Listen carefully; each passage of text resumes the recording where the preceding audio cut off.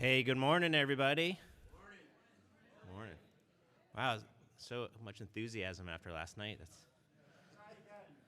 good morning, everybody. Thank you, Benji. Welcome to the Higher Ed Summit. Before we all get too comfortable, I want to ask how many people here are here with other people from their organization? Great. How many people are sitting with people from their organization? All right. Today's not going to be sitting and watching the sessions. It's going to be talking, and the people you work with already know what you do and the problems you deal with. So I recommend sitting with people you don't work with so you can have better conversations. So I'll give you time to do that if you want to move now. Come together.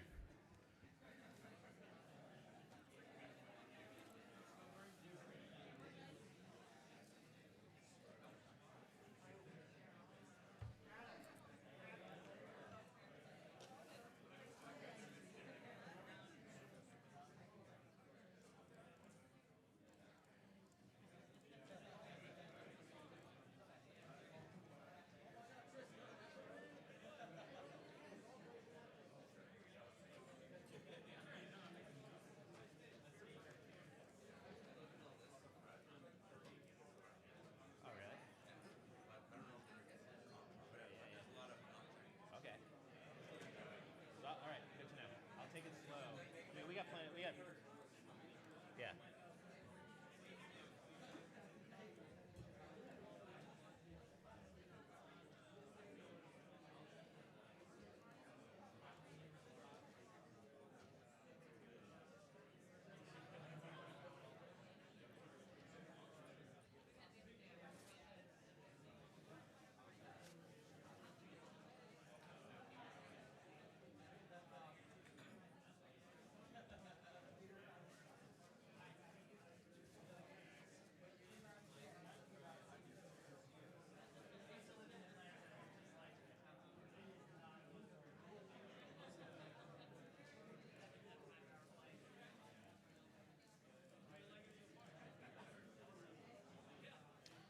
If you're looking for places to sit, there's plenty of spaces up the front tables as well, just for the people coming in. Thank you, everyone who moved around. I appreciate it.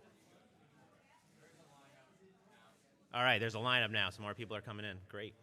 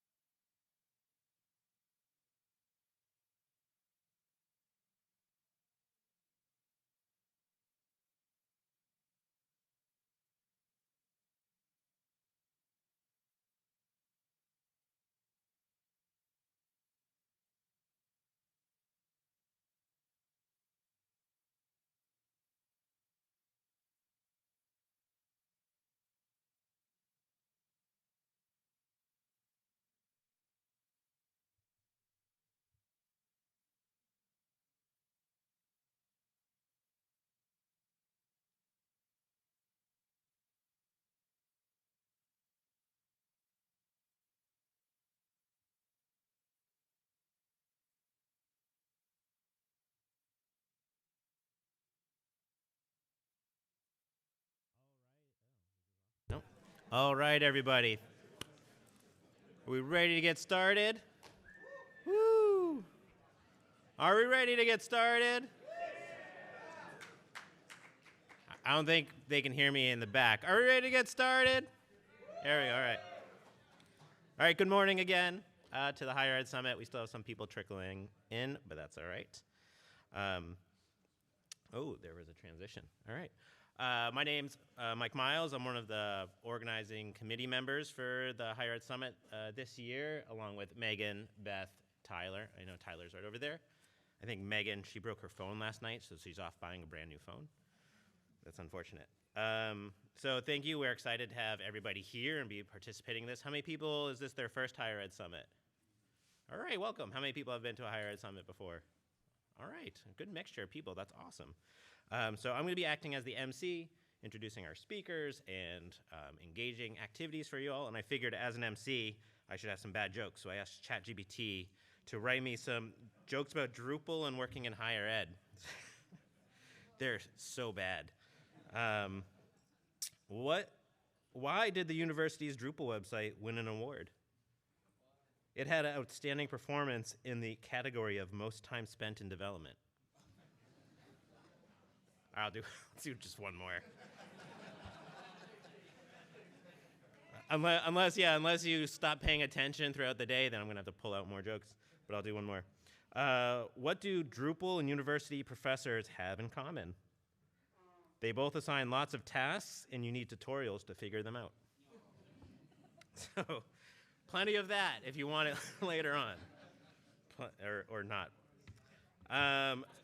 So thank you to our sponsors, Acquia, Accelerant, and Media Current. They're each going to be able to share some expertise with us throughout the day, as well as we have lightning talk speakers from the community coming up to hopefully engage you in some lightning talks and then provide some conversational questions that you can all talk to each other about. And I have our agenda. It's a little different than what was on the website. It's pretty close. We had to make a few little changes, but we have it broken up into the morning and afternoon with the lunch break. We do have breaks scheduled in both so that you'll have 10-minute breaks. You don't get coffee and whatnot in time for us to change who's at the podium. In the afternoon, we have time assigned for BOFs, higher ed BOFs. And so right back there by the doors, we have a BOF sign-up page. Provide your suggestions by X. Obviously, I did not finish my slide. Yeah. If you want to. So if throughout the day you have an idea for something related to what we're talking about that would make a good BOF topic, put it down on that sheet or take a look at that sheet at some point and put a check if you like the topic. And during lunch, the organizers will figure out how many we should have, and then we'll place them on tables for later on. I already told you to do this. Don't sit with your team. So thank you for those of you who moved. I appreciate it. I think it's helpful in communication and opening up ideas and talking to your peer network and building those connections. So with that, we're going to start with our first sponsor talk from Accelerant. So I will unplug. Do you need the adapter? You have one? Yeah, we have to plug this in as well as the... Okay.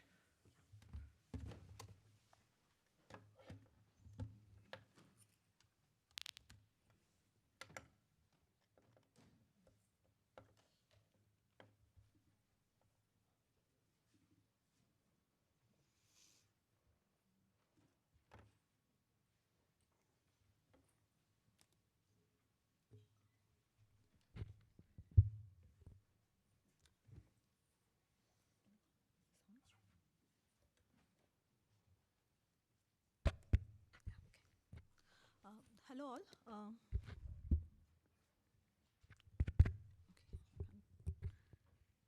Hello everyone. Welcome to the first session by Accelerant. We are here to represent a case study that we worked upon for University of East London. I have with me our client partner Donald, who leads the digital transformation at University of East London. Donald, do you want to introduce yourself? Yep, I will come over here. So, morning everyone. We're both a long way from home, as you can probably hear and see. So it's a very multicultural, multi-ethnic presentation you're going to get from us. I have 4 daughters that like wearing lots of different hats. So people and I don't like to take myself too seriously either. So that's why the people like the pink hat, and I'm a shame I didn't bring it with me today. So this is my first DrupalCon, and I'd like to thank Accelerant for giving me the opportunity to come along. And what I've really enjoyed my 4 days here so far. I really like the sense of community, and I mean, I have a philosophy about sharing best practice, talking and collaborating as well, and I feel there's a real sense of that within this conference that's been on here today. Just to give you a bit of background on myself, so I've been in UK higher education marketing for 25 years, run quite large marketing teams, but during that time I've always had an interest in technology and worked with a lot of small technology partners. So I was doing things in the early 2000s using social media advertising, etc., when people weren't really touching it. Higher education was very frightened of it as well, to be honest. I then went and developed with a friend of mine an iPhone app to gather applications and customer details at recruitment fairs, which was very, very tricky because trying to get actually signals in those big halls 15, 20 years ago was challenging as well. 2009, I developed a enrollment app as well. We were approached by a company who wanted to charge us about 15,000 UK pounds to do this, told it would take us, I don't know, 3-4 months to do it, and I went to a small technology partner and we knocked one up in 6 weeks, embedded things like train times, bus times, etc. in it. Week 1 we launched it and we got 7,000 downloads, which was absolutely fantastic, and it won a gold award at a UK marketing events as well there. During my time I've delivered 3 different websites as well and 2 instances of CRM as well. So I'm versed in the technology and understand it as well. And I've recently moved into the area around automation, process engineering and robotics as well, and won an award for that, where we developed some RPA using a camera to move application data from the forms that had to be done manually to a third party that gathers that in the UK, and moved from taking 15 minutes to manually type it in to about 90 seconds.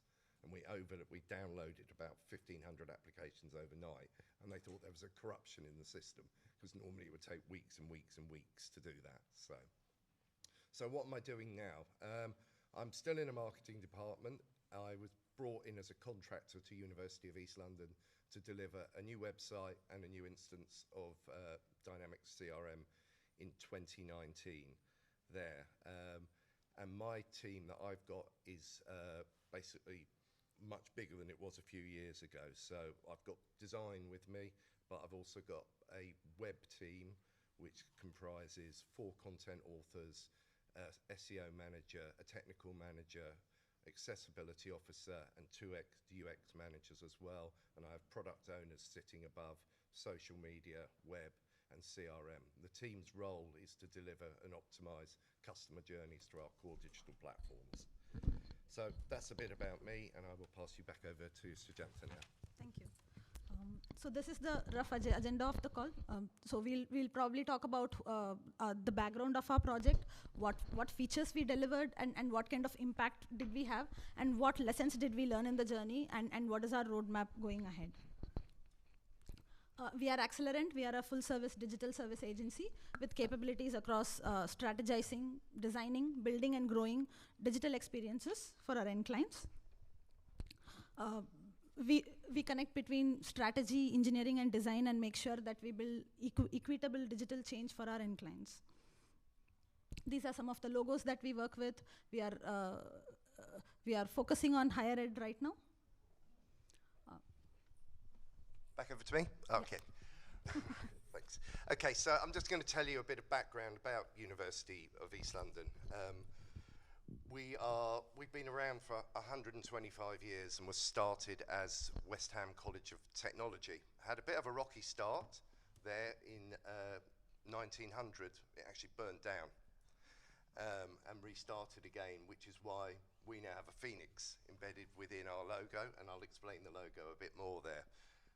East London is probably the poorest area of London. It's the most ethnically diverse area of London, and the university's mission is all about inclusiveness and careers and giving people opportunities that they wouldn't really have at all. And what we've had is a transition there. So during the war, we were used, in the Second World War, we were used as a centre there. In 1981, the East End of London was not in a good place at all, and the Docklands had to be completely knocked down and rebuilt as well there. We actually opened a new campus in the Docklands opposite City Airport, and we'll show you a picture of that in a minute there. And lots of things have happened since then. So we had the Olympics in 2012. That's quite near some of our other campuses as well there. In terms of the pandemic, we supported that. There was a massive exhibition centre, a bit like this, in East London, and it was turned into a temporary hospital, and we provided the nurses, etc., that supported that while it was going on there. Celebrated 125 years last year, and this year we're hosting the British Science Festival as well, which is a really good accolade for us. So just to give you, if any of you have been to London, we're right down the back end of it in there in terms of where we're located. If you do come over now, use the Elizabeth line. It's a fantastic new railway that opened up a couple of years ago. It means you can get from right on the west of London out to Reading, and where Heathrow Airport is, right to the east of London. It's not about an hour off the journey. Before, it was a very circuitous route to go through. So we have 3 campuses at the moment, one right opposite City Airport, and my office when I first arrived actually overlooked the runway, which was it was good. Everyone loved it, come taking pictures, but every time you're on a Teams meeting, you were straight onto silent because the windows started rattling. But anyone comes along, they think it's absolutely fantastic because the planes are only about 100 metres away from where you are there. We've also got 2 campuses in Stratford. One's the original campus from 1900, and then we've got another one which is more like it's our business school, and we've just gone into partnership actually with Newham College and are developing a cultural zone within Stratford as well, because when the Olympics were there, they sort of knocked down half of Stratford and left the other half, and the other half needs a complete regeneration as well. If we could go to the next slide, please. So moving on here, just to tell you a bit about our logo and basically a big transformation. What happens in 2018, the university was almost bankrupt. It missed its financial covenant twice, and we were quite close to being closed down as an institution. New Vice Chancellor came in and has completely reinvigorated the place. Now we're in the top 20 in terms of financial stability within 5 years. So it means a lot of change, a lot of unrest and a lot of change, but you know, we're in a fast changing world. We can't stand still or two there. One of the first things she did, our logo at that time was a guitar plectrum. No one could work out what it stood for. It was a very, very peculiar thing. You can still see it on Google now. But if you look at our logo now, it now encompasses core elements of who and what we are. So obviously the phoenix in the middle, re-arising from that. Across the top, the wave indicates the River Thames running through. And then underneath the phoenix is actually an Olympic torch, and we have the 2012 Olympic archive, and I've got a good picture from me, but not here. I should have put it in, holding the Olympic torch, which is quite cool as well. And the cogs on either side represent moving from Industry 4.0 to 5.0, but also that the University of East London has been involved during that time from the first industrial revolution through now into the 5th industrial revolution, which we're moving to hopefully a more human-based industrial revolution than Industry 4.0 was. Redid our Vision 2028 there, all around careers of the future, but sustainability as well, sustainability and innovation. So if you could just go to the next slide, please. We've just got a quick video for you, and then I think we'll be passing. Oh no, Since 1898, we've been at the very heart of East London. 125 years of breaking away from the traditional to embrace fresh perspectives. 125 years of educating our local community and working with industry. 125 years of resilience, progress, and boundless possibilities. Our resilience has been tested along the way. In 1898, our building burnt down. We rose from the ashes of that devastating fire like a phoenix. We emerged stronger, our ambition more powerful than before. We became the People's University. Over the decades, we've stood tall amidst the trials of history. Our campus served as a military base during World War II, housed Team USA during the 2012 Olympics, and our people fought against a global pandemic. Join us as we honor our past, embrace our present, and pioneer our future. Today, we stand at the forefront of career-focused education. We're not just preparing students for the jobs of the future, we're shaping the future itself. We're committed to collaboration, creating strong connections with industry leaders, so we're shaping the ever-evolving world of work. We're improving healthcare in our community. Our top-notch training facilities and groundbreaking approaches are changing the game in how we take care of each other. Sustainability is our compass. We are fully committed to reducing our carbon footprint and promoting environmental responsibility both locally and globally. Inclusion is the heartbeat of our community. With over 150 nationalities represented, we celebrate the rich tapestry of diversity, ensuring every voice is heard. Let's use our passion, courage, and creativity to write the next 125 years of our history. The University of East London.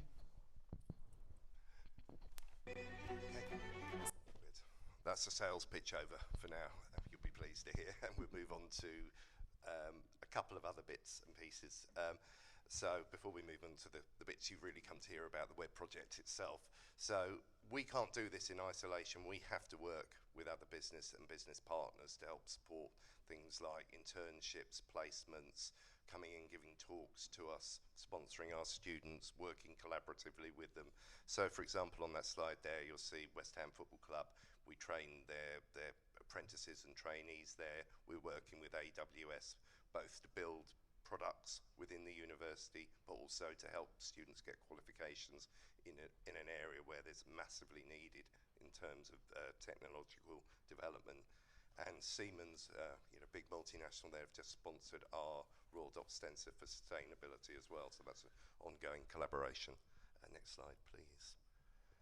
And some of this is now starting to be recognised in terms of accolades that we've received in the last few years. So there's 4 up there.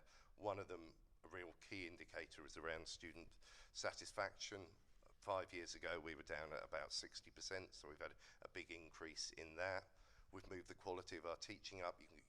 It's a UK-based assessment of the quality of your teaching, bronze, silver, gold. So we moved from bronze to silver.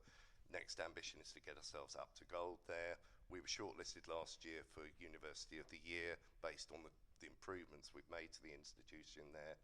And probably for someone like me, most importantly, how we support our students as well. So we've got the University Mental Health Award charter as well there. So 2019, when I arrived, what was our website like at that point? Not great, I'd have to say. It was an instance of Sitecore, very unloved, very, very unloved, very, very unstable. And when people saw me come in, they were feeling very sorry for me. They said, everyone's just going to give you a load of grief. They hate the website, it doesn't work properly, there's zero confidence within it.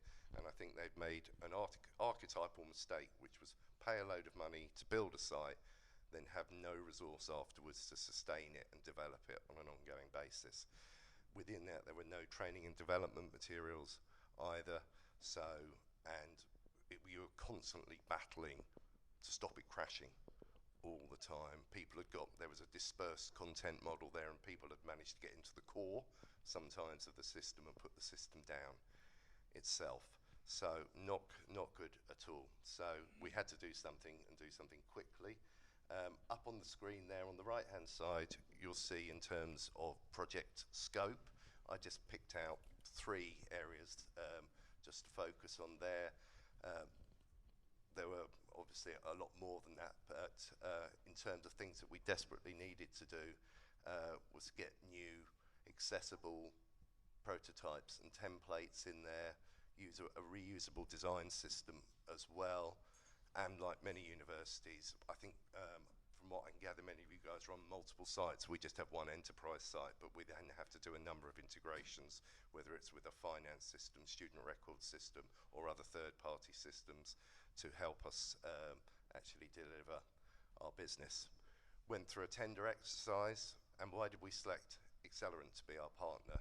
Well, I'll give you 3 reasons there. We needed a partner with experience, a lot of experience of using Acquia Drupal. When we went through the tender exercise, we looked at all the different suppliers in terms of what was sitting in the Gartner Magic Quadrant in there. That's why we chose Acquia at the time. So number 1 reason was that. Number 2, we also wanted that partner to work with us on digital transformation. On a broader sense, and digital transformation is a program right across the whole institution. And number 3, from my perspective and my colleagues' perspective, this will only work if it's an agency you can work with on a personal basis as much as anything, and the culture of their organisation matched the culture of our organisation, and we have very, very open dialogue with them, but constructive and critical dialogue when we're taking things forward. Next slide, please. Or not.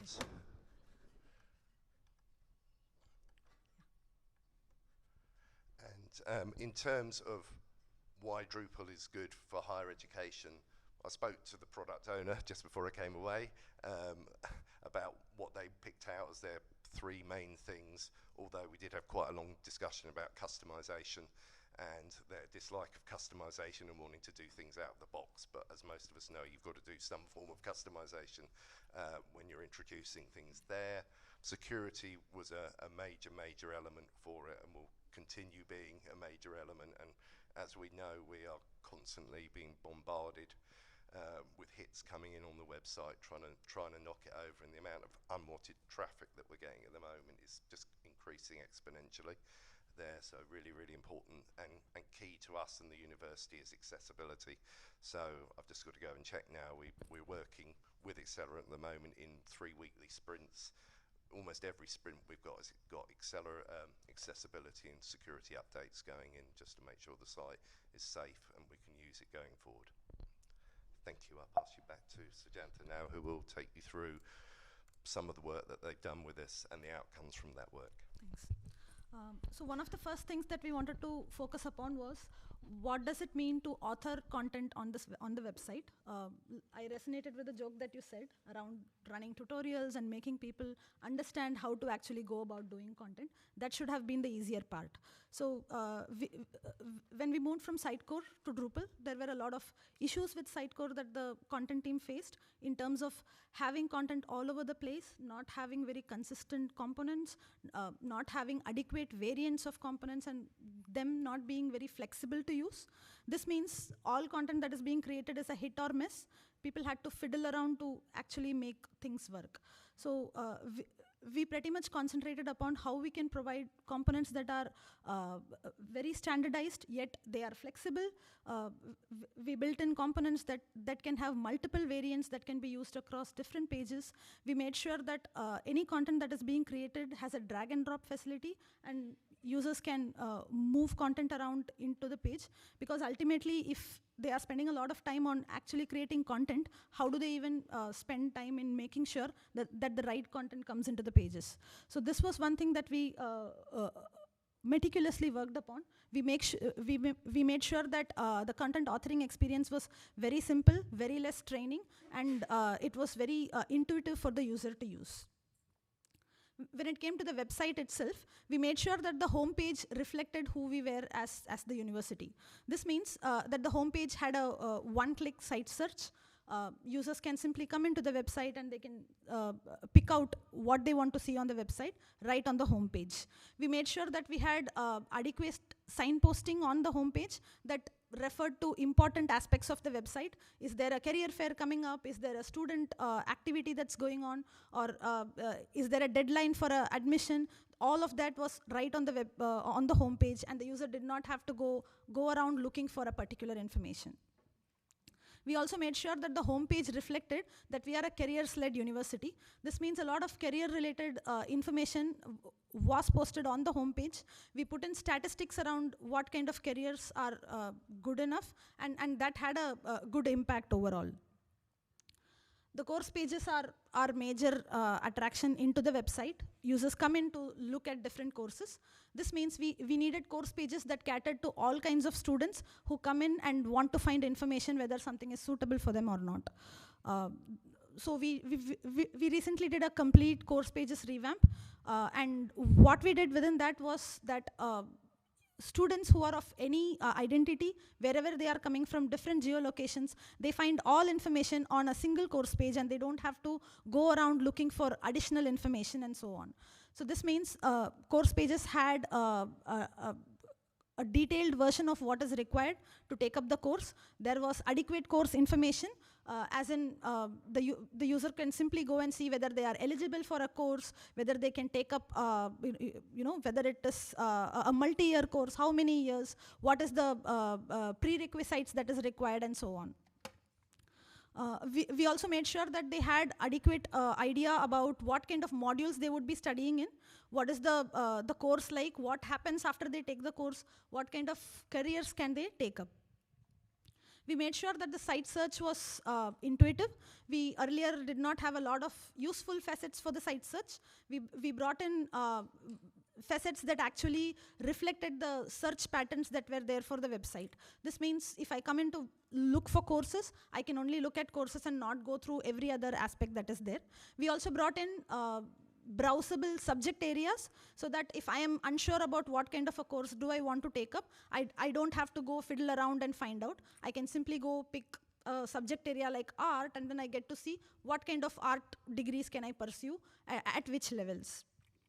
While we built all of this, we also made sure that we had an accessibility first approach. This means any component that was inaccessible was eventually decommissioned, and we made sure that we built in newer versions of the component that were accessibility compliant.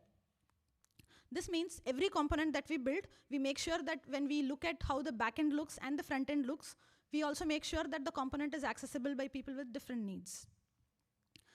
While we did all of this, we had a tremendous impact on our accessibility scores as well. And finally, now we are venturing into personalization. We have started off with geolocation targeted personalization.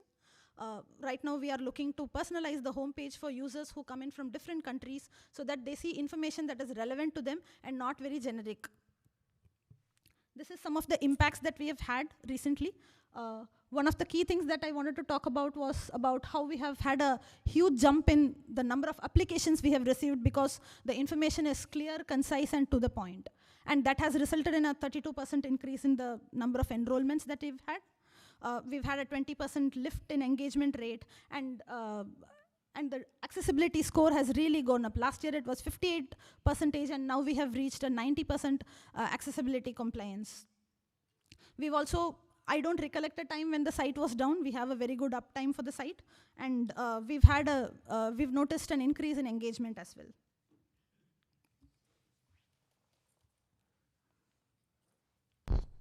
Okay, so this slide is all about lessons learned, and when I talked to Accelerant, they were very keen that I told you about this, because quite often people finish projects and don't reflect back on what things could be done better.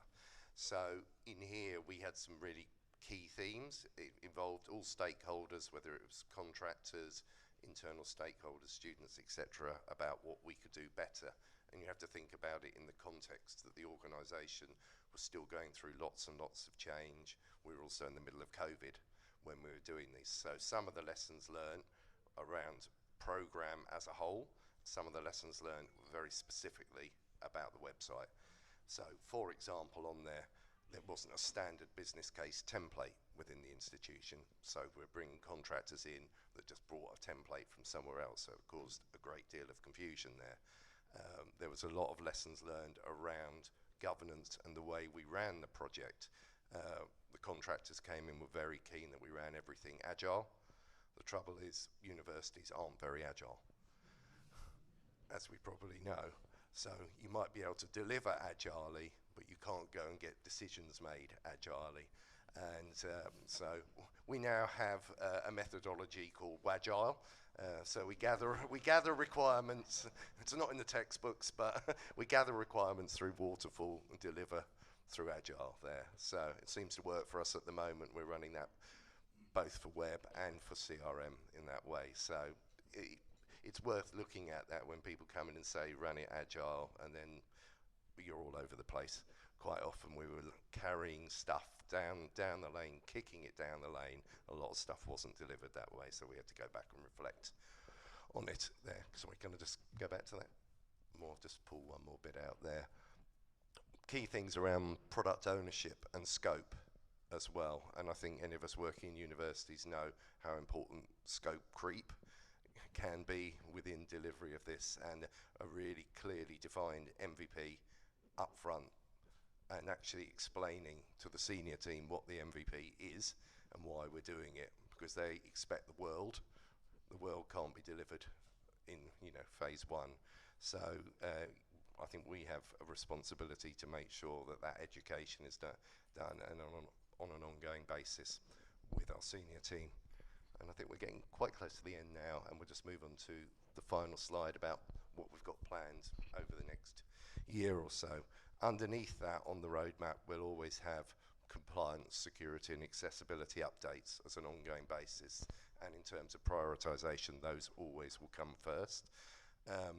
So in here, we're currently developing an interactive careers tool with Newham Council. We're testing it out in the local schools and colleges. Once it's gone through an iteration there, we're going to embed that onto the website.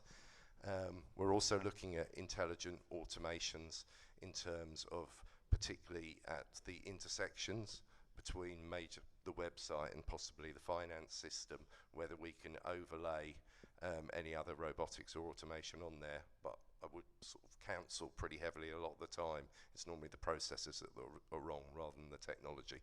And we deal with a lot of legacy process issues or people not really understanding things there.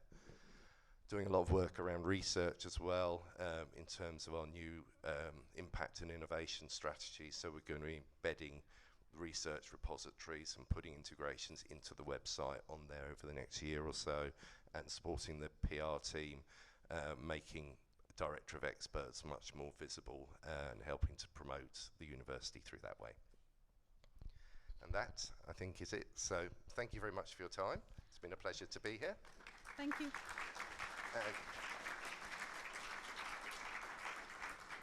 That's it.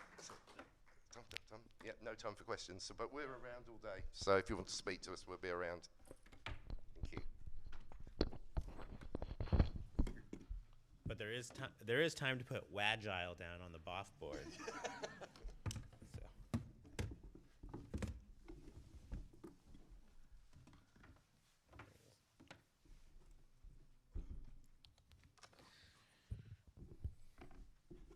All right, real quick before we go to the next part, we don't have 1 minute for the conference. We have much longer than that, sorry. Oh, great, thank you for that case study, and for Accelerant for sponsoring as well. So next we're gonna be going into our first lightning talk, and we have 5 lightning talks today.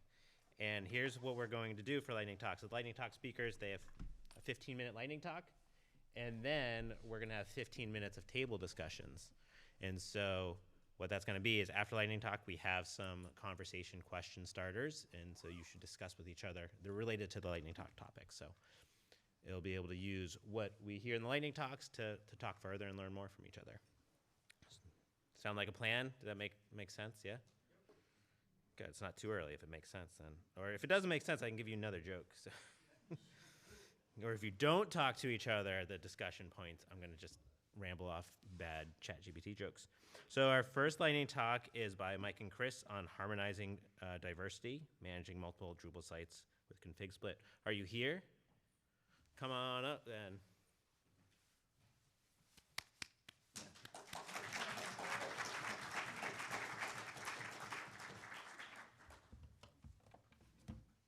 Do you need an adapter or you got HDMI? I got HDMI.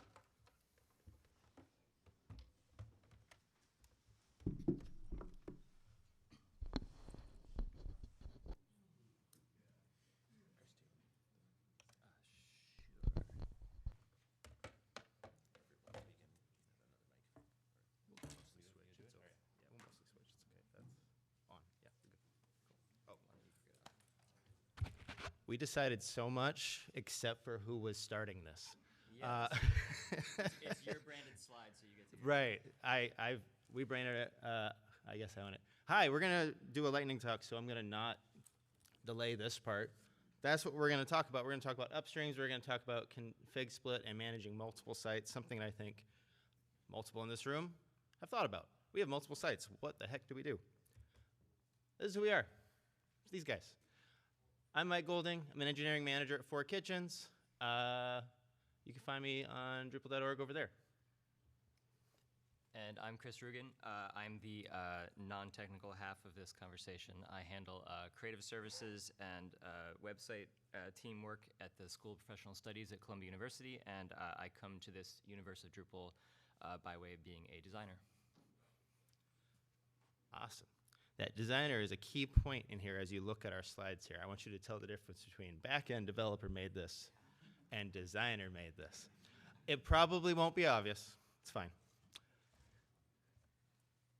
All right, so we're going to talk about what it looked like before, very briefly, so you have some context. This entire project really came out of organizational need. It was not a desire to pursue a particular technology. So just a little bit of context. I don't have a cool video, but Columbia University was founded in 1754, and our school was founded in 2002. So they went 248 years without us, and so we are the sort of scrappy outsider at Columbia in many ways. And for that reason, we really rely on Drupal and its customizability to allow us to do things that a lot of the more traditional schools, for example, engineering, the name says it all. To give us that flexibility, we need to help people to navigate the rather complex decision-making environment for a prospective student or for faculty or staff when they're trying to engage with the school and its programs. We had 3 independent sites. SPS Main, as we call it, which is the school-level site, was on Drupal 9. It was built by team members of 4 Kitchens, including Dave Hansen-Lang, who's amazing. You should talk to him if you see him.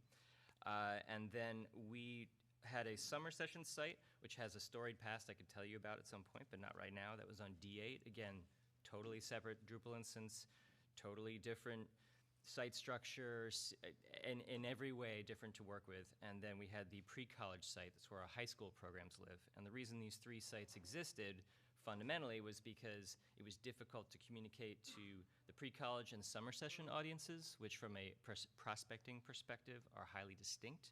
So it was better to break them out. But in breaking them out of our older site, which I won't even show you because it's a nightmare, the one that I inherited when I came to the school, we solved some of the marketing and branding problems, but we started to create technological problems. This is the quick glance look at the home pages of our 3 sites at the time that we were discussing this project, discussing our need for this work. They look similar but not the same, and they work absolutely differently. What we thought this gave us, and we is a lot me, because I'm the one who's making these decisions, was freedom. We could tune each site to their specific needs without having to consider the other audiences or other site constraints. Gave us focus. We were, for a long time, doing a TikTok update strategy where we would focus on summer, then focus on pre-college, and focus on, and that allowed teams to really hone in on those issues, and for us to take the lean teams and get more done per site, just spread out over a longer period of time. And diversity, all of our eggs weren't in one basket. It's going to sound funny to say that because when I think about it now, I laugh at the inefficiency that created. But we were hosting on 3 different solutions at one point. We had 3 different instances of Drupal. We were working with an array of different teams who had familiarity with these sites. There were good sides to that, but ultimately, what it actually gave us was just 3 kinds of chaos. 3 sets of problems, 3 sets of solutions. There is no efficiency there. Chaos, so many POs for so many vendors, and I'm telling you, if you want to become the most war-torn PO creator, come to Columbia. It's a delight, and some of our vendors can talk about the lengthy processes that come off of that. And then we had technical debt, which is probably the most obvious when you're starting to get into, oh, I want a page to do this, just inject this code and put this in line and do this and do this and do this and do this, and now you have nothing but a box of edge cases and no core to build from, which meant that these TikTok updates got more and more onerous and more prone to heavy rounds of testing and breaking and testing and breaking. It also meant that it was obtuse training. You were teaching people more about the exceptions they had to deal with than the simple functions they wanted to execute. So what changed was that the school leadership, which came in and was all of Columbia versus coming from outside of Columbia, as I had, they said, don't hire more specialists, make content owners responsible for their website content.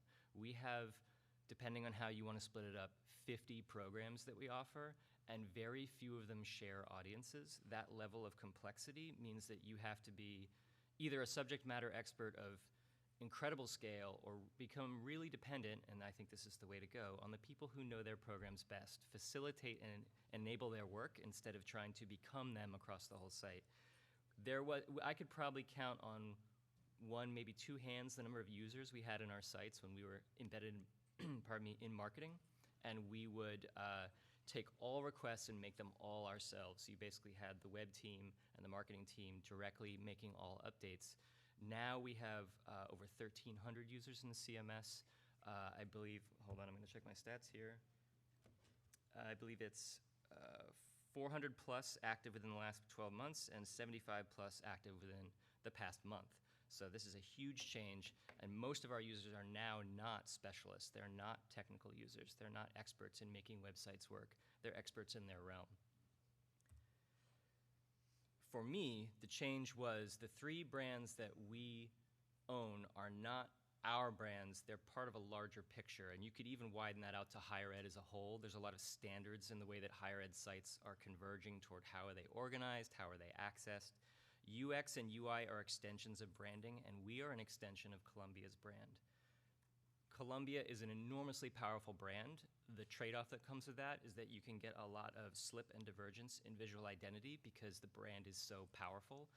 We started to see the way in which we could not only bring consistency in the way that we pick our blues and use our fonts, but also in how we create expectations for how things work, where they live, and what Columbia believes is the right way to engage with these things.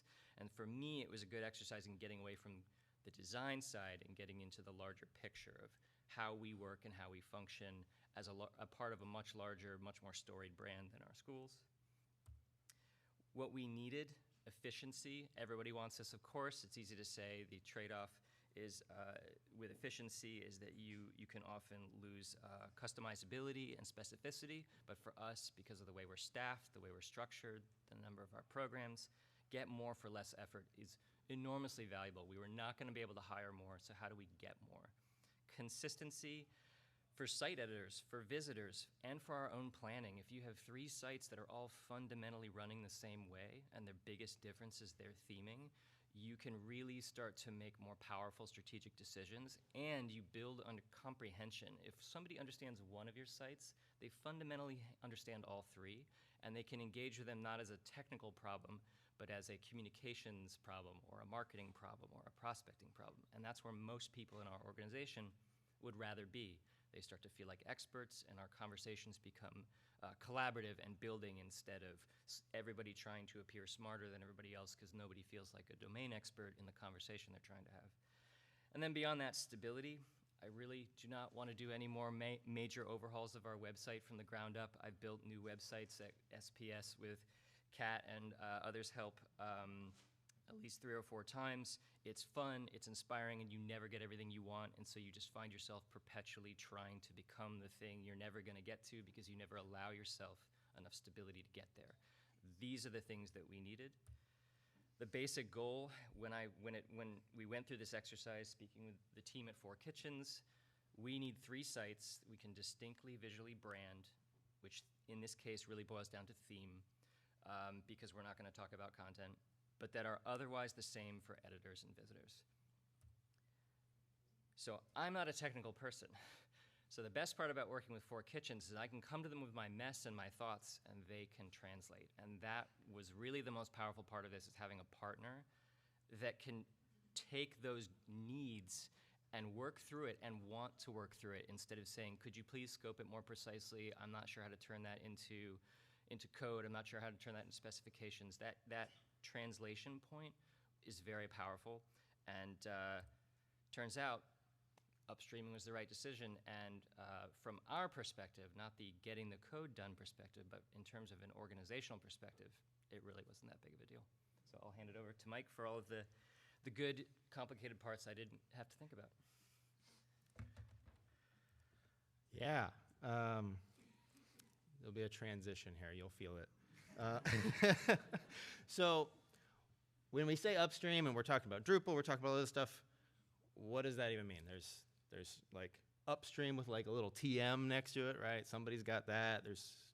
So what do we mean for these purposes? We mean, and I'm checking my notes because I'm going to try and stay on time, a workflow where many sites feed from one source. That's what we needed. We had the problem that Chris described of everything does a whole bunch of different things, and we want them to sort of do the same thing. And so we heard that. We're like, okay, upstream, we'll put that together. We'll take a look at the workflow. Here it is. I cleaned it up. You should have seen it. So major things, so like config changes, modules, updates, composer, patches, the like day-to-day like technical struggles happen in one place. This is fed from one GitHub repository. So when it comes to making those changes, there's still three and a half, four independent sites with their own databases, with their own login. Like you get into all of them. But the part that you need to manage all comes from one location. We use continuous integration, continuous delivery. To set that up, we have scripts on the run there that deploy. We have this upstream blank site, which is very important. That's your template for new members of the upstream. So when we started, we had just the main site. It became the framework. They're like, okay, we like this one the best. It's the newest. It has what we need. Do it again. And so the blank serves as our portal to doing those updates, making sure that's consistent, and that global stuff can apply everywhere. But because of the way they're separate still, they can have individual overrides, they can have individual features that give them still that unique thing, because they are still separate audiences, they are still separate needs. It would just be nice if their team could work on them as if they were the same thing. And so some of that comes with a little bit of magic from config split. So it allows us to change that config based off of conditions in settings PHP. This is about as far technical as I'm going to get here. Talk to me later about the fun of this. And really made possible with the newest version of config split. If you've used the newer one, the 2.x branch, it allows for overriding, it allows for patching, it allows for adding. And so instead of giant config files that make your eyes go cross-eyed when you're trying to like see, okay, Summer needs this, did it get this on deploy? We now have like a single line. They've got a different field. Great. That's where the magic comes in, and that feels great to do. And each site has a split with the features that keep them unique. This one gets this module installed, this one doesn't. This one has different fields, this one has a different paragraph, but it's all there together in a cohesive package.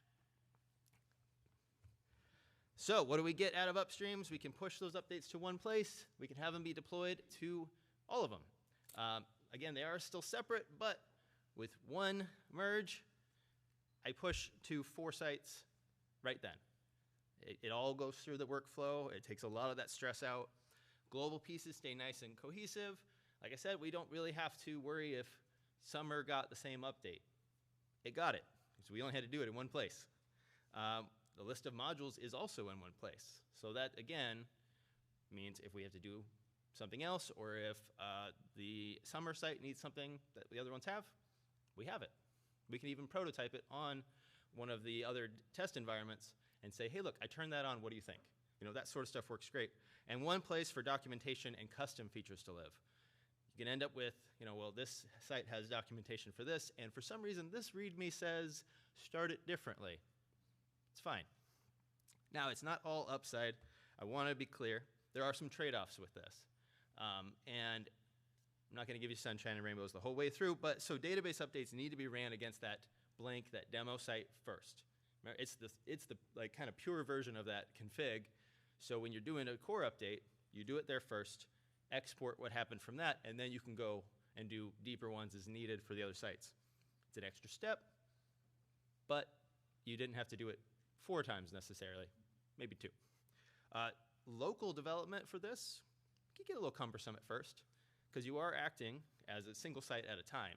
It's not a multi-site installation. It's like multi-site if they didn't want to be roommates. It's all the same things. They don't hang out together. And changing a feature, so if one site had just one part of this, and then making it global after that, that actually is a little bit more difficult. To like undo that config, you gotta do an update, like, okay, this is everybody's now, we'll change how you do that. Some things that we've got documented so that we don't run into those as actual like major problems, but I also wanted to identify, I haven't solved everything with this, but it does a really good job, and I think it's heading in the right direction. And that's it. Thank you very much. We did okay on time. Yeah. Awesome, thank you. All right, so now the organizers, we've come up with some table discussion questions based on that lightning talk. And give me 1 second to show you. Now, you don't have to answer these specific ones, but they're help to get the conversation started at your table. So what are some challenges or successes you've had in managing the configuration of your higher ed Drupal website? Or how do you balance the needs and demands of various stakeholders, university goals, tech debt updates with your team, splitting that across your team's time? And how do you involve stakeholders from various departments or units in this decision-making process? So use those to start talking to each other for the next 15 minutes on the topic of configuration and management. Go.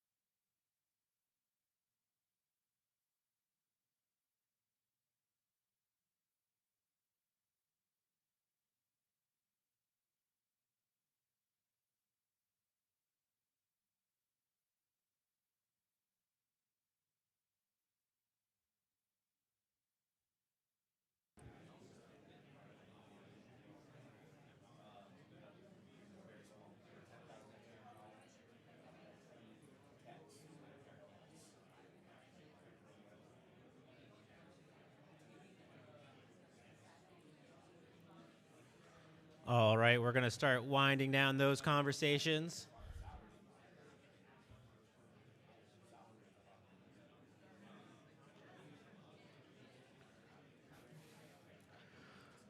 We're going to start winding down those conversations. I'm going to have to do the kindergarten thing. Yeah. Nate knows to do. All right. Yeah. It's working. It's working. All right, so since I had to tell you twice, you get a new joke. But this one is actually, it's not bad. It's not good. It's not bad, though. Hey, how do you know when a university's Drupal site is well managed? When the error logs are cited more accurately than the academic papers. That was I didn't come up with these. A robot did. All right, next we're going to have another lightning talk by Mandy. Mandy, where are you? Over there, Mandy, you start making your way up, and while she's getting ready, thank you. Yeah, applaud for Mandy, yeah.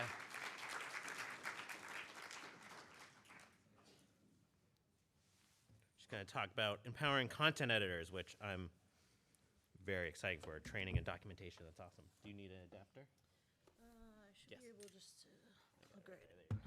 Perfect. Yes.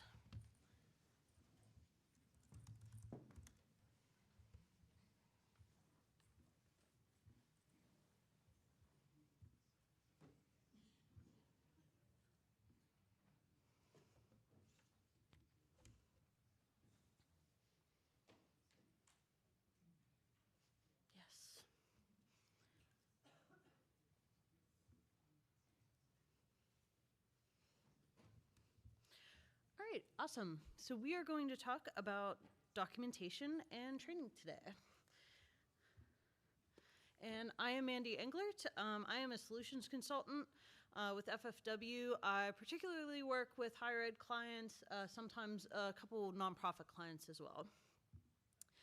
So what we notice a lot of times is that we're going through these pre-launch checklists, getting ready to get started and getting ready to launch our sites, and we have this overwhelming list of things that we want to look at, want to do before we actually get the site launched.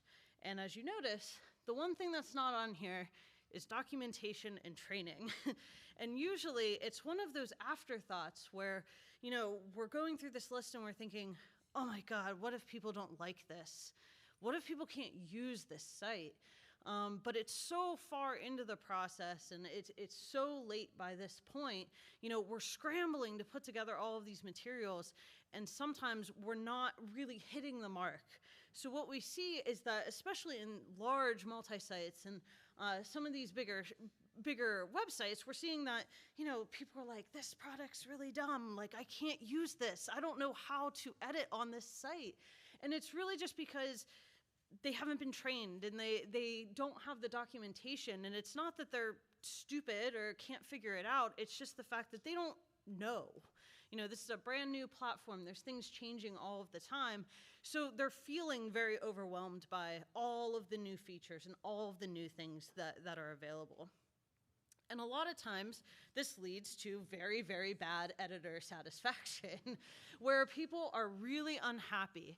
And it leads to a lot of challenges that happen for us as platform owners to have to try to manage those things. So what are some of these key challenges that we're seeing? Sometimes when we're talking to higher ed clients, they're saying, well, my backlog is so full of these maintenance tasks. And we'll start to look at these tasks and they're really workflow issues. They're really things that, you know, the editors are requesting because they're saying, I don't know how I'm supposed to do this, but I want to do it this way. So let's change it this way. And then another editor saying the same thing over here, but they want to do it a different way. So we're seeing those backlog issues where it's full of these contradictory things that could be helped with just training and some documentation. What we see is that sometimes it's really hard to scale your web presence in this model too. So if we don't have the right documentation and the right resources, we have our editors really heavily focus on how to just edit their content. You know, how to actually get into the system and do those things rather than saying, you know, hey, platform owner, I think we can optimize this by doing this, this, and this. They're really focusing on the day-to-day. And what we see is that, we're losing that ability to gain those operational efficiencies, and we end up in another re-platform in 2 to 3 years, rather than, our goal is always to make it so you guys can use your platforms for, like a decade, and have that opportunity to optimize it, though. Drupal 7 aside, Drupal 7 to Drupal 9, but, we really want you to be able to scale that web presence and be able to redesign in that same model and be able to have those like kind of cost efficiencies with it. Also, we've seen a lot of times you lose that stakeholder trust, you lose that stakeholder support. So when it's costing editors their valuable time to make changes in the platform, they become really skeptical of the technology itself.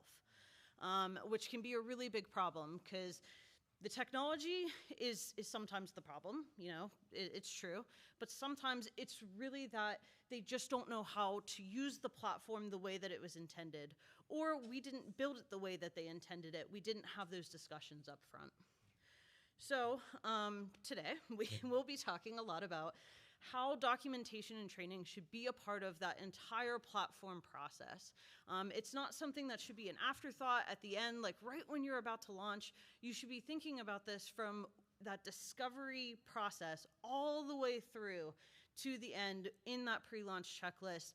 So when you are putting those documentation materials together, you have somewhere to start.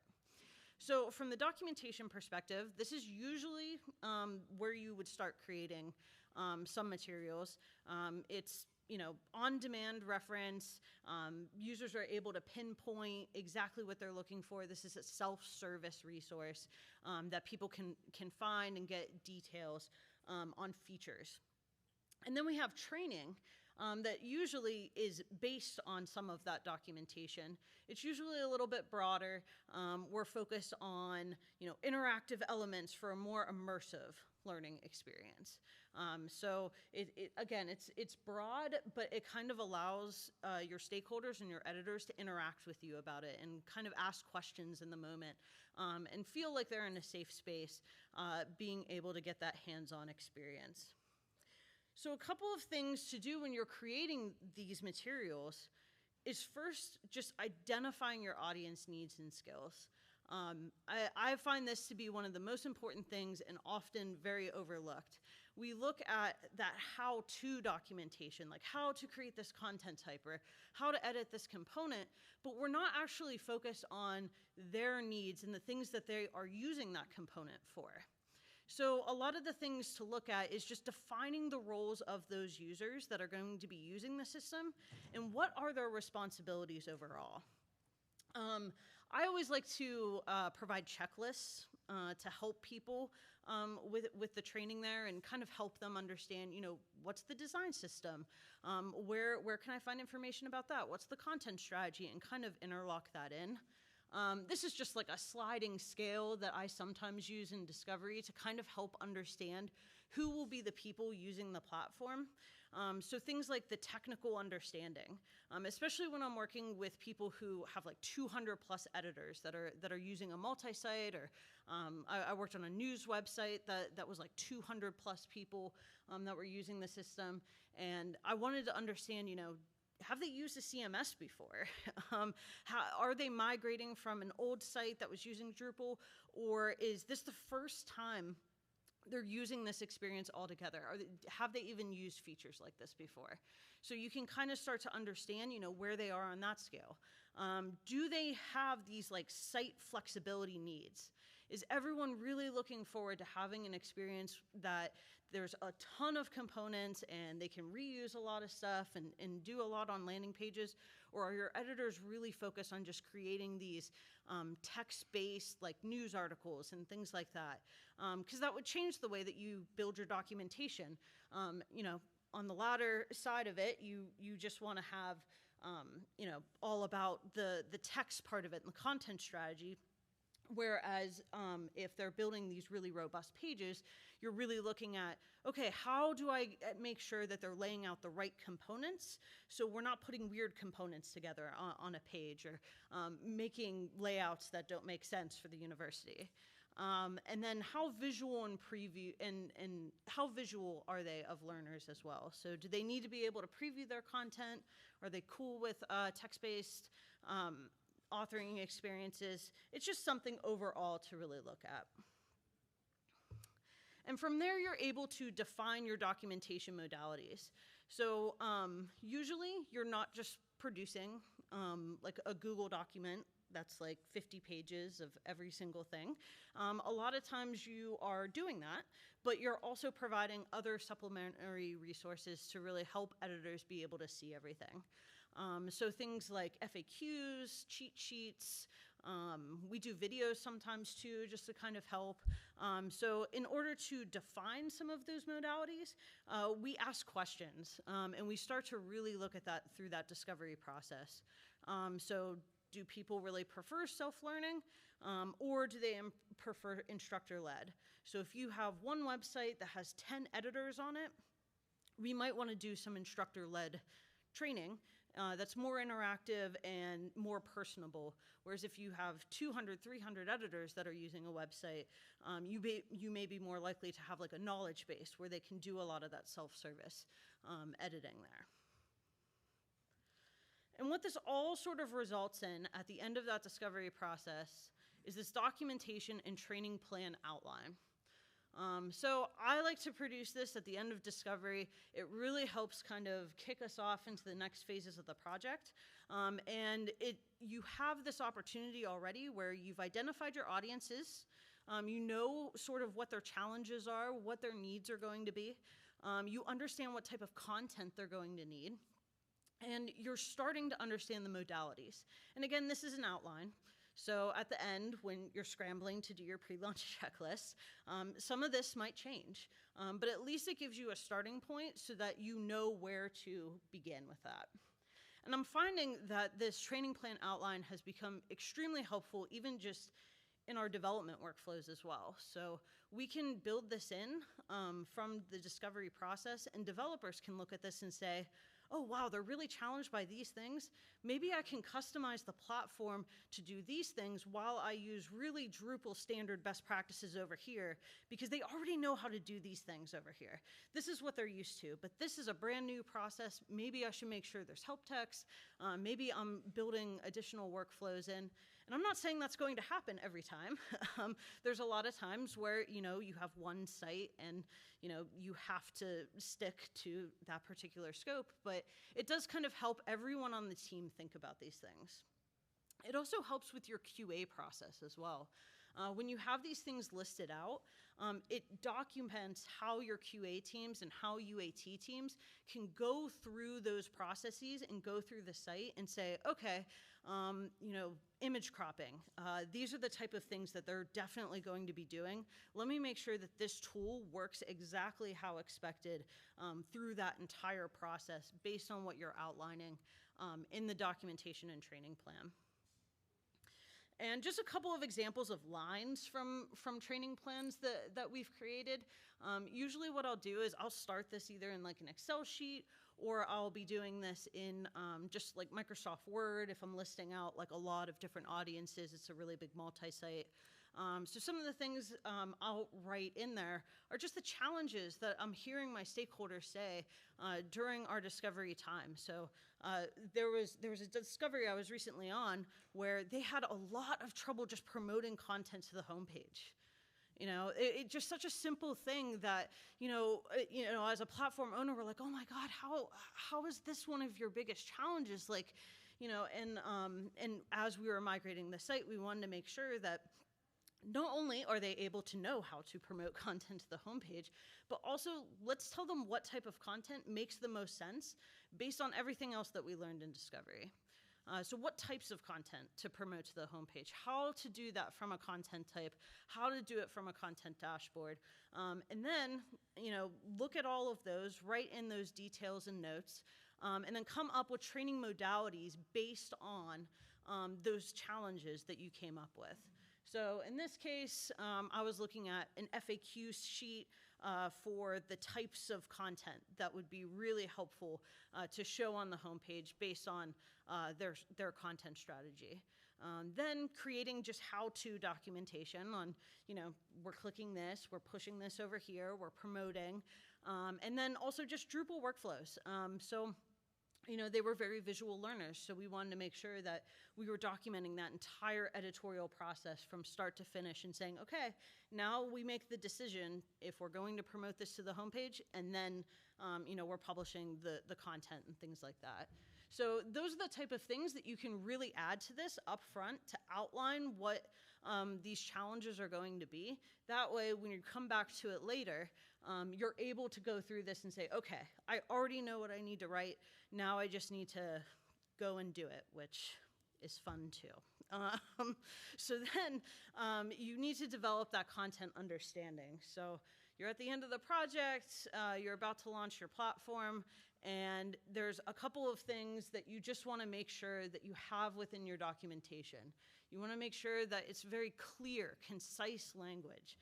It's very easy to want to describe every single workflow and feature and how they all relate to each other, but let's just be very clear on that one piece, and then we can build more training materials for those other pieces throughout. Inclusion of visual aids. That's a big one. I've seen a lot of documentation that's just text for 100 pages, and it's really hard to read and get through, and you're doing finds and everything to try to find what you're looking for. Step-by-step instructions are always really helpful. We see this a lot with just the how-to documentation. Especially when you're doing these big documentation resources for 200 plus editors, you want to organize those content resources. So a knowledge base, taxonomy structures, things like that can really help you be able to organize those, especially if you're putting them in something like ServiceNow. You want to make sure that you have those like linking ability and sharing in different ways so that people can find things really easily. Use cases, I use that a lot, especially when I'm building documentation for smaller teams, like being able to pinpoint those actual use cases and say, you guys talked a lot about, adding events in this way. So I'm going to use that use case as I'm talking about the event content type. And establishing support channels is always really important too. If people feel that they're in a safe environment and they know that they can ask questions and find these resources somewhere, it really goes a long way to build up that relationship and get them the support that they're looking for. So this is an example of just a training resource that sometimes we'll provide, mostly with smaller teams, where we'll be sort of putting the content model up against the actual design system itself. Because a lot of people don't understand. They're like, okay, well, what's the title going to look like when I fill that out? What is the image going to look like on the page when I fill that out? So very quick and dirty way of just saying, okay, so the title field will look like this when you fill it out. The image field will look like this when you fill it out, like for each content type. So it's a really easy way and a quick and dirty kind of way to just show everything together and help people understand the fields that they should be filling out on the back end, especially if you're not using like a super visual layout builder approach, or if you're going kind of back and forth from layout builder to paragraphs and things like that, depending on their permissions. And for some of our bigger multi-sites that we're seeing, again, these like 200 plus editors, we always suggest like a demo website and starter kits. So a demo website can really show everyone the design system, and they can show all of the different content strategies and things like that up front and easy for them to see everything together. You can add all of your documentation there. You can add your platform roadmap there, and it kind of helps people understand the entire piece. And starter kit's a huge part of that too, just being able to have that place where people can provision their website and be like, oh, these are already built for me. All I need to do is kind of edit the content, and I'll maybe move these little tiny things around. So those things can really help from a documentation standpoint as well. So I am out of time, so let's discuss.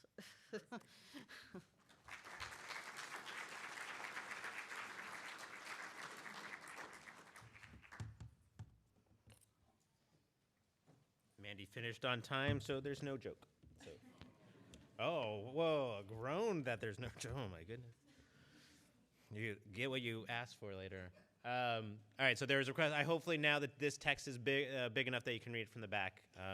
So yeah, let's talk about documentation and training. Go.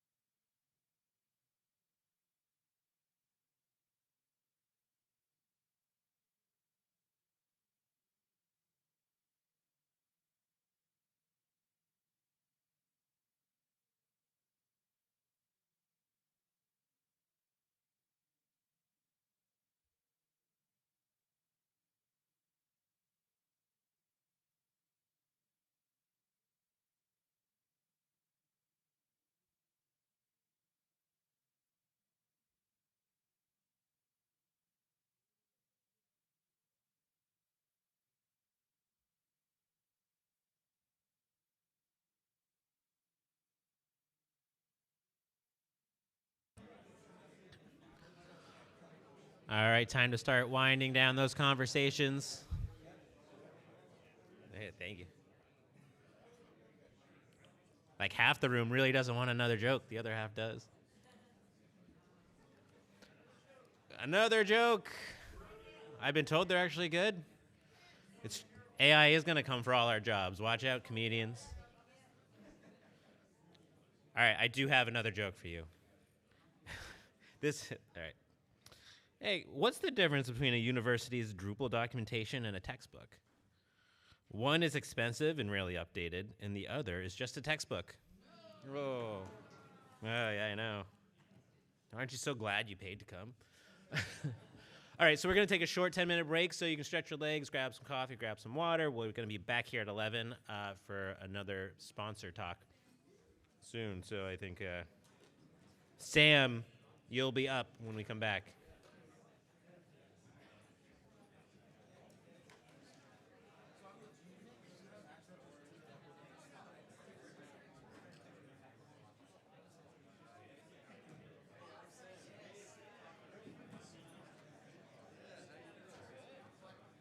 Yeah, so you'll be up after the break. Cool, I'll just stand here. Yep.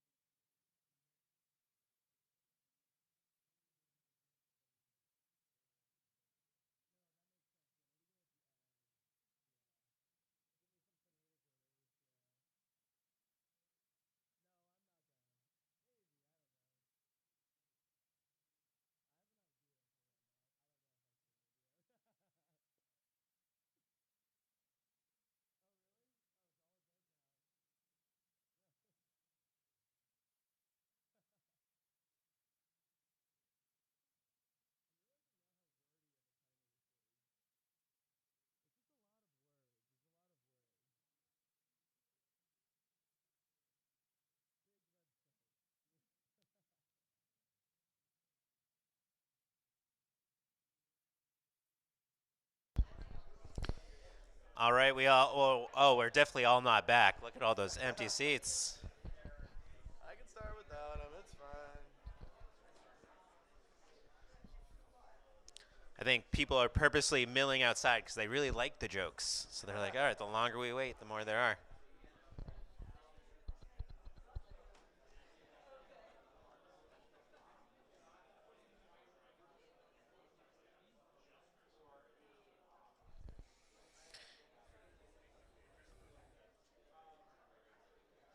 All right, I run a tight ship, so we're going to be getting started. Even though the people are tardy, it'll be marked on their final attendance. See, that's my own higher ed joke. All right, so next up, we have a talk from one of our sponsors from Acquia. Sam's going to give us his talk on how Acquia and Drupal perform robust, modern, and secure digital experiences. Push the button. There you go. Hey, everybody. How's it going? Yeah, got one chair in the back. That's what I like. Well, I wanted to start by saying thank you so much. This is my first time speaking at DrupalCon, actually, so I really appreciate the opportunity. Thank you. So please, no hecklers, please. Today, I'll just get right into it, and I'll talk about my main objective. So ideally, what I want you to be able to walk away from this conversation with is a better understanding of how large and smaller universities manage lots of different sites. I'm going to give a little background here. I'll talk about who I am first, and then I'll give this agenda as well. So my name is Sam Petnati. I'm a senior solutions engineer at Acquia. So basically that means that I'm kind of a technical expert on all things Acquia, whether that's our products or services. If you have any questions about how our platform works, I can ideally answer it or go find the person that does have the answer. And so for today, what I want to focus in on is how universities manage lots of different sites using a multi-site framework, what it looks like to actually migrate into that from an existing stack, some of the mishaps that I typically see from a governance perspective, and then last but not least, we'll finish off on higher ed's favorite topic of security. So I work pretty much exclusively in the SLED department at Acquia, which means that I work a lot of times with higher ed institutions, state and local governments that are trying to kind of wrangle in the large breadth of sites that they have.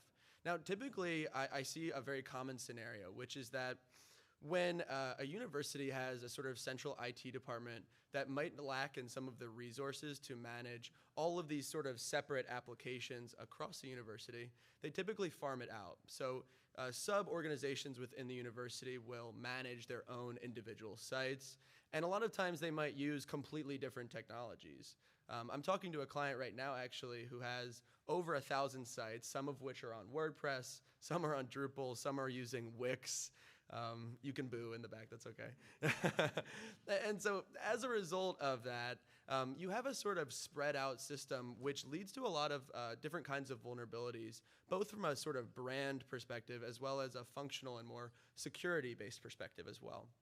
So what I wanted to do is first kind of explain how multi-site works and how it can actually solve for some of the challenges related to that sort of sprawling effect that I typically see. So first things first, for the folks in the room who aren't super familiar with multi-site, it's a little bit different than what we've talked about so far today in that you basically have one sort of standard code base or one application that services to many different sites. And the idea here is that instead of having fully separated sites powered by their own code base, you can manage all of this from a central IT perspective from one code base for anything from small or large patches to adding in additional functionality with modules. And meanwhile, each one of these different sites can have its own sort of unique content experience.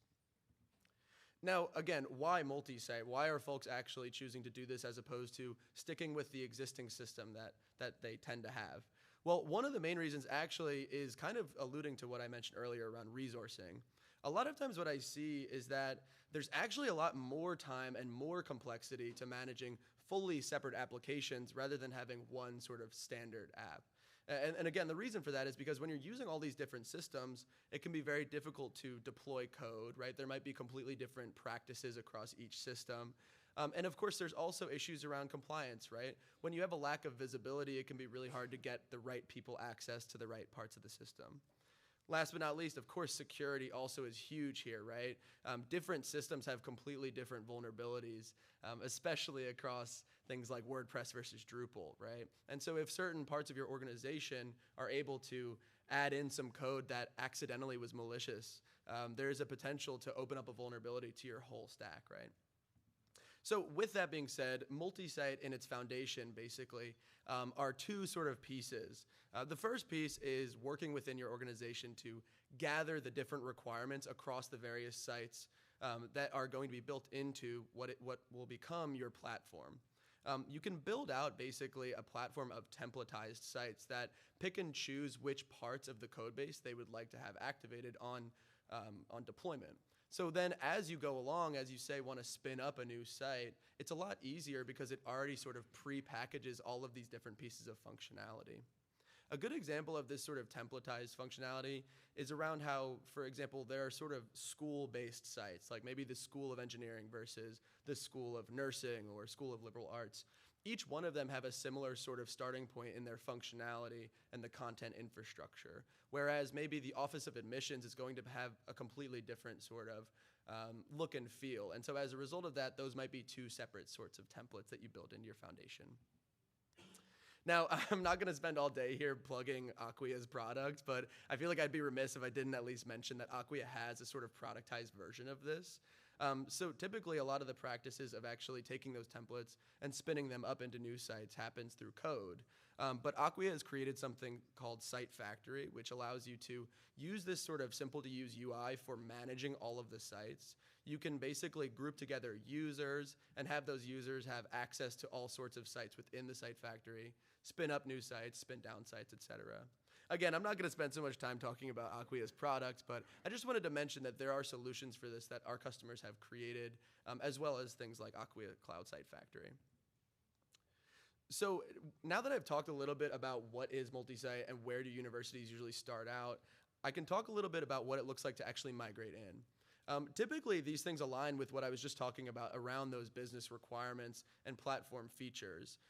The first sort of step in the puzzle here is running this sort of project kickoff and discovery plan. A lot of times this means bringing in folks from all around the university and all the people that are actually going to be using the system, go figure, to produce all of the different requirements that they're going to have for this platform distribution. And from there, we then move into that build phase in which ideally we're following this sort of MVP practice of as soon as we're building out certain functionality, we're getting it in front of our users often so that they can start playing with it and actually using it and hopefully trying to break it before we go on to deploying it. From there, we then go and actually test this. We want to test on a sort of single migration basis first, typically, because we want to take the learnings that we see on that individualized site before we scale this out. Because for a lot of the universities that we work with, they have 1,000 plus sites within their architecture. So we want to make those decisions early and often around adjustments to the platform before actually going off and deploying it. And the last piece here is the transition and handoff. Something I wanted to call out here is that all of this that I'm showing you right now is from our professional services team internally at Acquia. We have a team that helps customers like different universities build out these types of distributions. But we work with lots of universities who do this themselves or work with partner agencies as well. And in any case, this sort of format is generally the rule of thumb.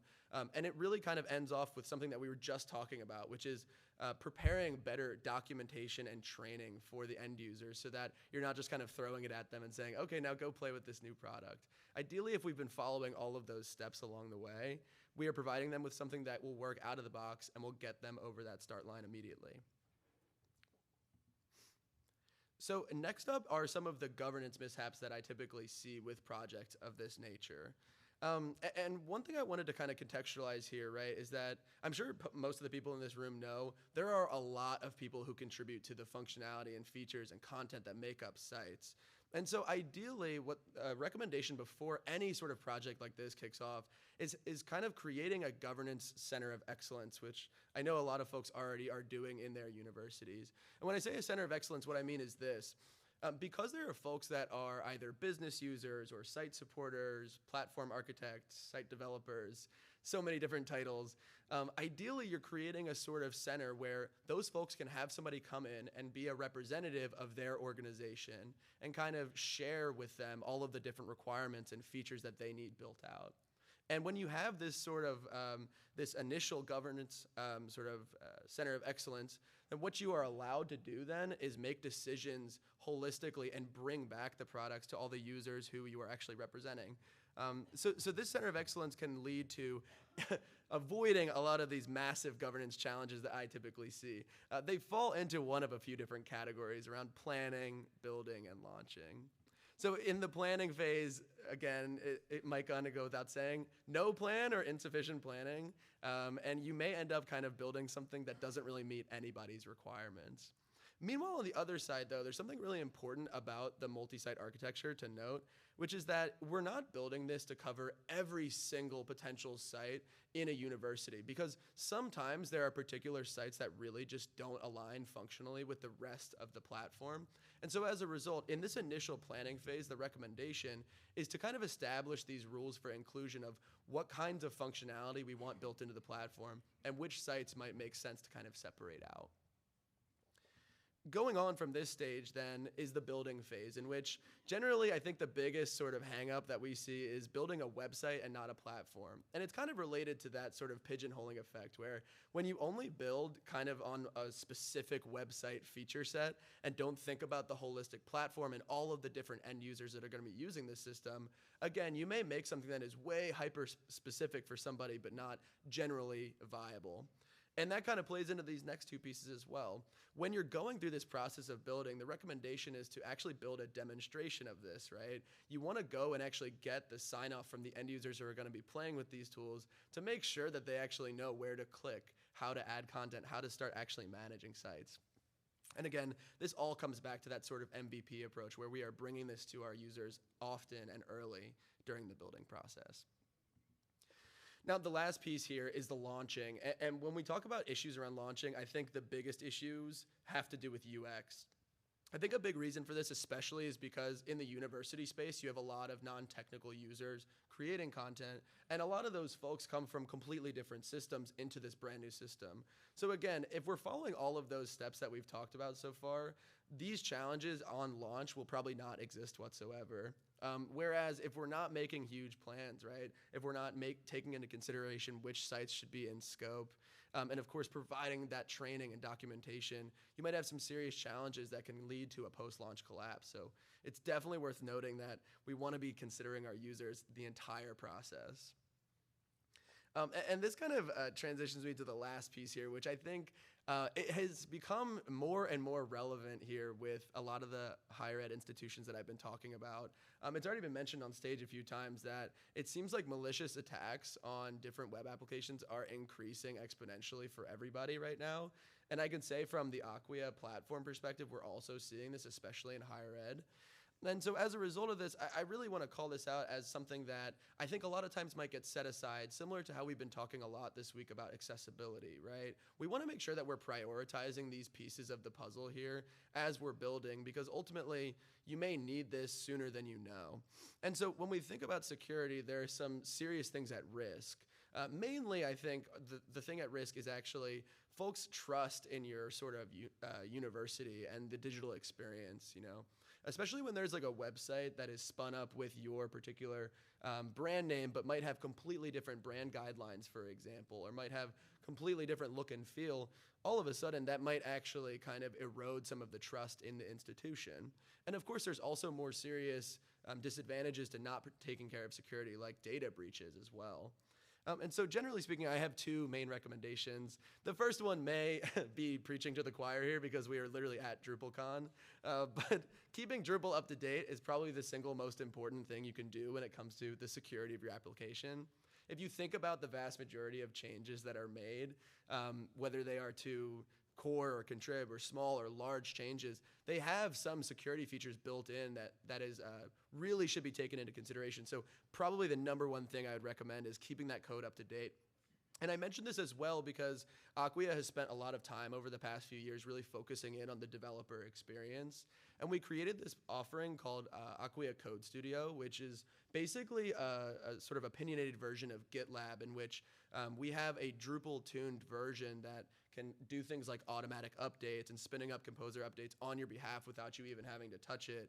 Or again, like things like automated testing. So again, I'm not here to talk so much about Acquia's products, but it's just that I generally speaking recommend always keeping this in mind as you're going forward in your development workflow. And really, we support customers who use all sorts of different stacks and tools. So we don't force our customers to use this necessarily, but it's just pretty cool that it can do this automatically. And I'll really end off here in this last section around one other recommendation that I typically make, especially with universities that have a lot of sites, is to put a CDN or a content distribution network in front of your application.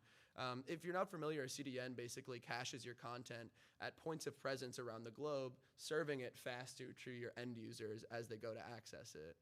And the reason that this is really a valuable sort of distinct product that you should probably consider adding on to your stack is that as users are coming in, this will actually increase the performance of your application, but you can also add in layers like a web application firewall to stop malicious attacks at that CDN level before they ever make it to your application. So again, something that's really cool about all of this is that with a multi-site architecture, you can make those code changes holistically across all of your sites at the same time rather than having to go application by application.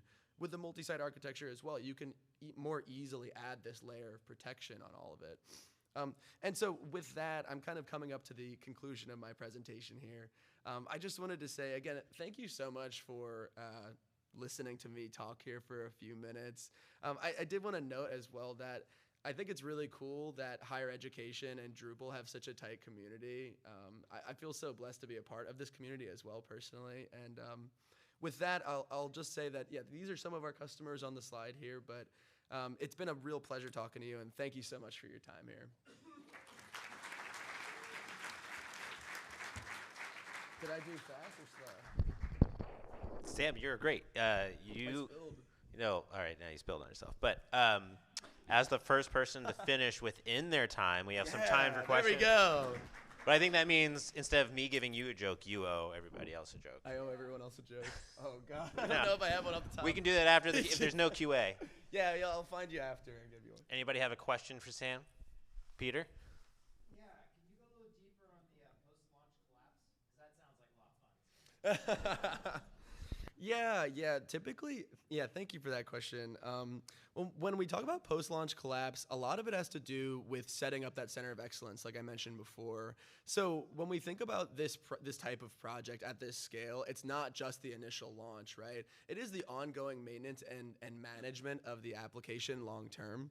And so I think one of the biggest challenges that folks run into is, okay, we got started, now who's gonna actually own it and keep running it, right? And so I think a big way to mitigate that is continuing on that center of excellence way beyond just the project, right?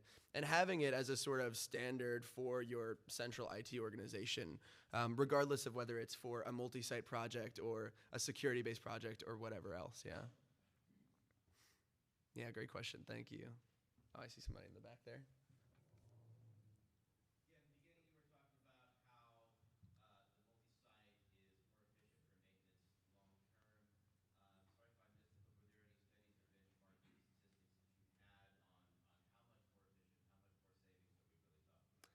I didn't put any in. I can definitely follow up with you and provide maybe some information around that. I know that it can be a little bit contentious, right? I think there's a lot of conversation nowadays about which architecture makes the most sense. But yeah, I'd be happy to discuss that with you afterwards, yeah. I don't have any off the top of my head, I apologize. Any other questions for Sam? No? Great, all right. Thank you, Sam. All right. Thanks, y'all.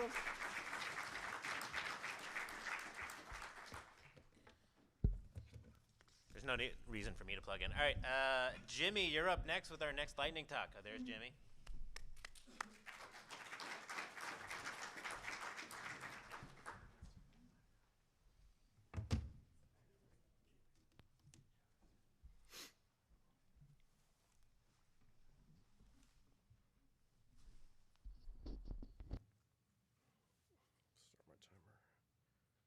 All right, hey everyone. My name is Jimmy Kriegel, and this is how Drupal rescued Georgia Tech's international students during and post-pandemic. So I work for the Office of International Education, and we really focus on a couple core areas, which is all of the international students that come into the U.S. and take classes or complete degrees at Georgia Tech, which includes undergrad, graduate, post-completion, scholars, and researchers. And we have about 6,500 of those students each year that we kind of support. We also do everything for study abroad and sending people outside of the US and global internships. We also have a degree designation called the International Plan and some living learning communities. So all that's put together is we have a staff of about 35 people, managers, and I'm the sole IT developer slash everything else. My whole job is to make our staff's lives easier and more efficient, which then in turn help our students. So we're going to focus on just the international students part of our office today, and the goal is to help these students pursue their dreams and passions at Georgia Tech. And so we do that by helping them stay legal in the US, help them with the complex immigration issues that come up. We also help them after they complete their degree, they're allowed to work in the US for 28 to 48 months at certain industries. And all of that is through advising or email on there. So this is how we used to do and stay connected to people back before the pandemic. So I set up a kiosk. It was great. The students would come in, tap their ID card, choose the reason why they're here. It would go and use our open source OS ticketing system, if you've heard of that. The advisor would meet with them and send them a recap of the email of why they were there, and they were on their way. However, we all know what happened back in March 2020. We now had an opportunity, is how I like to look at it, not a problem. It was our students still needed help and they were scattered. Most of them went home. We have students from about 130 different countries. So it starts getting complex very quickly about how they're still taking classes, but now they're no longer in the US and how that affects their legal status for them to continue taking classes and any other families and stuff like that. So they still need to connect and reach out to our advisors. So our existing system didn't really work too well anymore because people weren't coming into the office. So we had a single kiosk that they would all line up and fill out and then get help. And so we needed to turn this into a virtual one. So the first part of how we solved that was actually the harder part. We had our existing OS ticket, which worked great, and then adding the Zoom component in for video conferencing was actually pretty easy. We turned Zoom a little bit on its head, and we created breakout rooms and put everyone in a waiting room. So the advisors would join as moderators, grab the students, put them into an individual room, and advise them. But we still needed to have a good working solution for the front, something that's secure, reliable, and scalable. So, like Dries was saying earlier this week, it's now up to 80% of the universities use Drupal. So could we ask Drupal to do more for us? And of course the answer is yes. So here's some of the requirements we came up with on the left-hand side. I went ahead and got to work, and I just picked out 3 modules that I think we needed to succeed. And so some of the goals I want to talk about in this thing is, as a team of one, using free off-the-shelf software and just using just a couple simple modules, you can really strive and help your population, your stakeholders, wherever you are. So I went with WebForm, CAS, and Token. And those really just helped solve a lot of these issues. So the first thing I wanted to do was really focus on the user experience. If you've ever filled out forms before, you know how annoying it is that you're constantly asked for your name and email address. And it gets a lot better with password managers now because you can just quickly just dump in or pre-filled stuff. But what we did was we just took the site, went ahead through CAS for our single sign-on at the front, and then we'll just capture all the stuff and when we register the user. So we can reuse, using the token module, and fill in the form with their preferred name and their email address. So then 2 out of our 4 fillable fields are already done, so then our students can go ahead and start actually talking about what issues they're facing and get help sooner. So that really, when we focus on the user experience, it really, it's these slight, very small wins, but people definitely know when a website's not working, and that adds more aggravation. And being early in the pandemic, you needed every small win you could get so you could start off at a better and a positive experience so our advisors, when they meet with them, can just drill down to the issue, help them, and then move on and help the next person. So not wasting time by having people just write their name again. Like, I know I hate doing that all the time. You go to a new doctor's, you're like, gotta fill out all this paperwork. You're like, why don't they just know who I am? Why can't I just, hand them this stuff? Kind of talked about it a little bit before, but our web form, we really just went and drilled down to, we only need actually 4 usable, like fillable fields, and it's completely editable. I don't want to lock something in case someone has a new or a different preferred name. They can update that, and that will get reflected in their records.